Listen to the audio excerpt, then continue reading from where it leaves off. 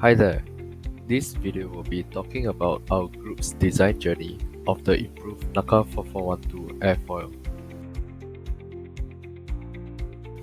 The NACA4412 airfoil is a well-balanced design where it has a combination of good lift and moderate drag. It is a popular choice in various aerodynamic applications, commonly used in the wings of a small aircraft, where moderate camber and good lift-to-drag ratios are needed. This design is also implemented in propellers due to its balanced aerodynamic properties, enhancing propulsion efficiency. There are many ways to increase the lift coefficient of a wing, and today we will be talking about flaps. A flap is a high-lift device that is mounted on the trailing edge of a wing. It can be extended or retracted to modify the wing's shape. When deployed, flaps increase the wing's camber, thus increasing lift.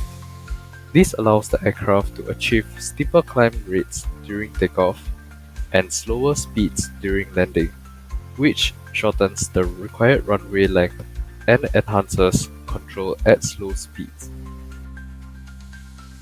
There are various types of flaps, including plain, split, slotted, Fowler flaps, and many more, each offering different performance characteristics but working on the same principle. Sometimes, two different designs can be implemented into a singular flap. For example, the Boeing 747, which uses slotted Fowler flaps. Our group has decided to modify the NACA4412 by adding a slotted flap. They increase lift by allowing high-pressure air to pass through a slot, which delays airflow separation and reduces stall speed.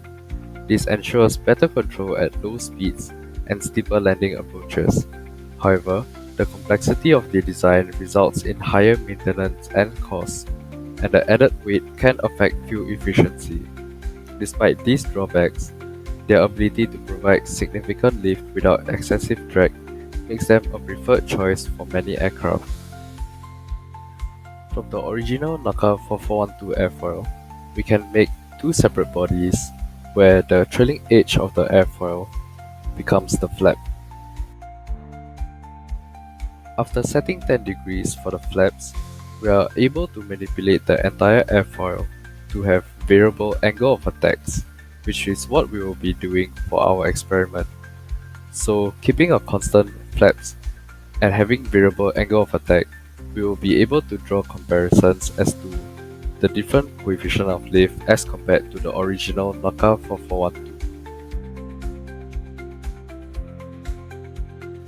After extruding and giving the airfoil its wingspan, we are ready to generate the mesh.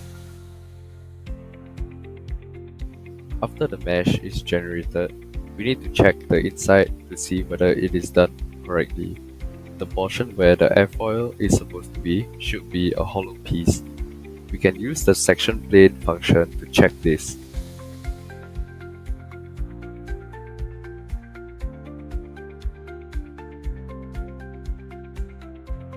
The last portion will be to test our new airfoil. Through the simulation, we will be able to tell whether our airfoil will indeed give a better coefficient of lift as compared to the NACA4412 with no flaps.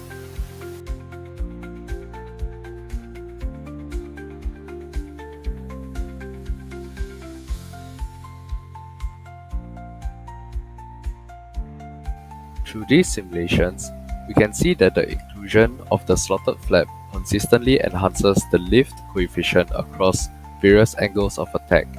It is also worth noting that with the flap, the coefficient of lift continues to increase past 10 degrees angle of attack, whereas without the flap, it decreases after 10 degrees.